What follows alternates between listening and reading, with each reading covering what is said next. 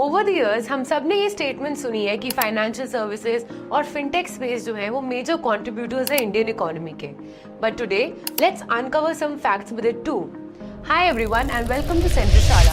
My name is Anjali and today we'll be talking about Beams Fintech Fund, our first growth stage fintech focused AIF. But before that, let's understand more about the financial sector. Did you know financial services जैसे कि banking, insurance, asset management और fintech directly और indirectly over 30% of India's GDP में contribute करते हैं. Not only this, around 36% of the total market capitalization of listed companies in India is attributed to financial services. ये include करती हैं major public and private sector banks, NBFCs, insurance companies and fintech firms. अगर financial sector की growth की बात करें तो banking sector alone accounts for nearly 20% of the listed market cap, with the top 5 private and public banks leading the market. Not only this, financial services सबसे largest employment generators है India में, employing over millions of people across traditional banking, fintech, insurance and investment services. This further contributes to GDP through wage spending and associated consumption. India's booming fintech ecosystem, supported by regulatory frameworks and digital infrastructure like UPI, has accelerated financial inclusion, further boosting the sector's contribution to GDP. To accelerate this growth, Beams Fintech Fund is in the race to create market leaders of the fintech revolution in India. ये India की first growth stage fintech focused AIF है जो invest करता है primarily in series B and C rounds of companies operating at the intersection of financial services and technology. ये fund 4 sectors में focus करता है जैसे कि फाइनेंशियल सर्विसेज, BFSI SaaS यानी कि software as a service, B2B software as a service and commerce plus finance. अगर Beams fintech fund के पोर्टफोलियो की बात करें so they have completed 4 out of 12 proposed investments like Neo, ProCap, Credgenics and Insurance Deco. The current value of the portfolio is up by approximately 1.20x and 35% XIRR.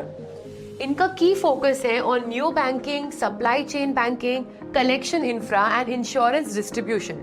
So first let's start with Neo. Neo एक leading consumer neo bank है India में with 2 lines of businesses, Neo Bharat and Neo X. Neo Bharat जो है वो cater करता है to the blue collar workforce of corporates, while Neo X जो है वो टारगेट करता है Tier 1 मिलेनियल्स को with the digital banking experience and offering them with the best in class consumer experience. अब बात करते हैं की इंडिकेटर्स और ट्रांजैक्शन डिटेल्स की. तो नियो के 6 मिलियन प्लस यूजर्स हैं. CASA balance generated is INR 800 crore plus. Revenue ARR March 24 is approximately INR 140 CR and bank partnership is with 4. Transaction details में देखें तो अभी इनका राउंड सीरीज C चल रहा है. Return potential 3 to 5x. Beams ने इन्वेस्ट किया है around 46.1 CR and co-investment offered is 8 crores with a holding period of 2 to 3 years. Secondly, अब बात करते हैं ProCap की. ProCap इंडिया का leading supply chain finance platform है जो केटर करता है to retailers and Tier 1 brand distributors. इनका एम है to become one stop solution for credit requirement, payments, banking platform and to provide cash flow analytics to retailers. अब बात करते हैं इनके की इंडिकेटर्स एंड ट्रांजैक्शन डिटेल्स की. Retailers reached is approximately 24,000 plus. AUM up to March 23 is approximately 1,700 crores and revenue is approximately 240 crores. Coming to the transaction details, return potential इनका 3 to 5x है. Beams ने invest किया है approximately 47.8 crores and co-investment offered is 14 crores with a holding period of 2 to 3 years. Thirdly, अब बात करते हैं क्रेडजेनिक्स की. क्रेडजेनिक्स इंडिया का एक leading digital collection SaaS platform है जो केटर करता है बैंक्स, NBFCs एंड फिनटेक्स को. They are transforming the way collections are made and serviced in our country with the vision to become the largest collection service provider for lenders, insurance companies, telecom companies, etc. अब बात करते हैं इनके की indicators and transaction details की. Client integrations इनकी 100 plus है. Loan accounts processed 10 million plus. Revenue ARR up to March 24 is 200 crore plus. Gross margin up to 61%. Transaction detail की बात करें तो अभी ये सीरीज B राउंड में है. इनका रिटर्न पोटेंशियल 3 to 4x है. बीम्स ने इन्वेस्ट किया है approximately 27 crore with a holding period of 2 to 3 years. Lastly अब बात करते हैं इंश्योरेंस देखो की. इंश्योरेंस देखो एक लीडिंग इंश्योरेंस ब्रोकिंग प्लेटफॉर्म है इंडिया का, जो ऑपरेट करता है as B2B B2C mainly in tier 2 plus 85% of regions in the country. ये कंपनी एक सब्सिडरी कंपनी थी कार देखो ग्रुप की and it was started as a motor insurance play but now it has grown into a full broking company. अब बात करते हैं इनके की इंडिकेटर्स एंड ट्रांजैक्शन डिटेल्स की. सो इनका total partner base 150K plus है एंड एक्टिव पार्टनर के 40K प्लस है. Their GWP is 3,350 crores with a contribution margin of approximately 5.3% of GWP. इनके इंश्योरर पार्टनरशिप्स है 46. Now coming to the transaction details, इनका series A top up round चल रहा है.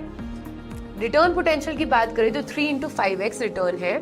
Beam से invest किया है approximately 64.2 crore with a holding period of 2 to 3 years. तो ये थे हमारे बीम्स फिनटेक के 4 कंप्लीटेड इन्वेस्टमेंट्स के बारे में. अब हम बात करेंगे बीम्स फिनटेक के फंड डिटेल्स के बारे में. अगर इनकी डिप्लॉयमेंट स्ट्रेटजी की बात करें तो 80% ये ग्रोथ स्टेज में इन्वेस्ट करते हैं with series B and C and 20% ये अपॉर्चुनिस्टिक में इन्वेस्ट करते हैं इन लेट स्टेज और प्री आईपीओ इन्वेस्टमेंट.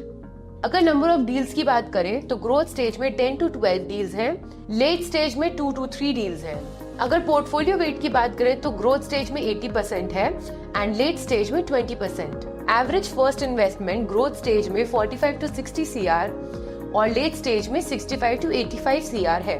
अगर एवरेज फॉलो ऑन इन्वेस्टमेंट की बात करें तो ग्रोथ स्टेज में 25 to 30 CR and on late stage it is NA. Coming to the average holding period, growth stage में ये 4 to 5 years है एंड लेट स्टेज में 2 to 3 years है.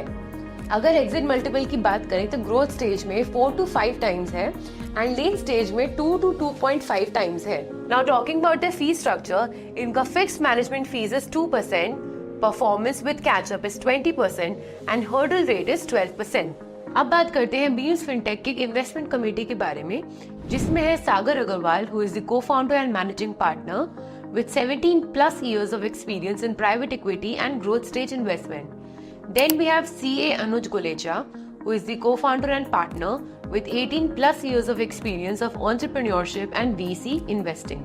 And Naveen Surya, who is the co-founder and fintech expert partner with 26 plus years of experience in entrepreneurship and fintech. So this was all about the India's first growth stage fintech focused AIF. Well, thank you for watching the video and stay tuned with us.